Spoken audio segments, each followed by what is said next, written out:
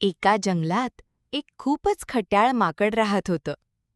दिवसभर ते इकडं तिकडं उड्या मारायचं. कधी झाडावरून झाडावर उड्या, तर कधी प्राण्यांचे सामान पळवून न्यायचं. एकदा गावातून काही लोक जंगलातून जात होते. त्यांच्याजवळ एक मोठा केळ्यांचा डब्बा होता. माकडाच्या नजरेत ते केळा पडलं. लगेच तो विचार करू लागला, ही केळी मला मिळाली तर काय मजा येईल. माकडाने डबा चोरायचा प्रयत्न केला, पण डबा खूप जड होता. तेव्हा त्याने डब्याचं झाकण उघडून हात आत घातला आणि भरपूर केळी पकडली. पण गंमत अशी झाली की माकडाने मोठ भरून केळी धरली, त्यामुळे त्याचा हात डब्यातून बाहेर येईना.